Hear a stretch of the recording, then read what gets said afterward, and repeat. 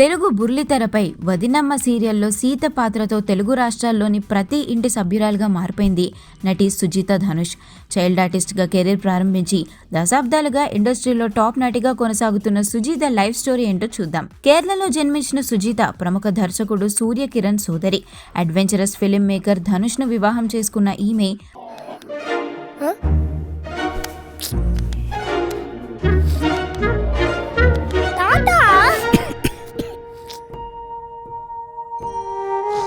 జలుబు, తలనొప్పి, నడుము నొప్పి, మోకాళ్ల నొప్పులు లాంటి లక్షణాల నుండి ఉపశమనానికి శాస్త్రిబామ్, ట్రస్టెడ్ బై మిలియన్స్ సిన్స్ 1992. ప్రస్తుతం చెన్నైలో నివసిస్తోంది.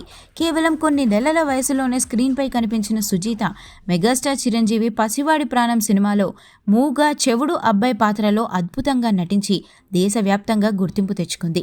వెండితెరపై సౌందర్యకు ఎలాంటి హోమ్లీ ఇమేజ్ ఉందో బుల్లితెరపై సుజితకు కూడా అలాంటి పద్ధతైన ఇమేజ్ తెచ్చింది వదినమ్మ సీరియల్.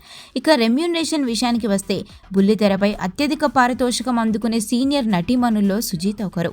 ఇండస్ట్రీ అంచనాల ప్రకారం ఈమె సీరియల్స్ కోసం పర్ డే సుమారు 35,000 నుండి 55,000 వరకు పారితోషికం అందుకుంటున్నట్లుగా తెలుస్తోంది.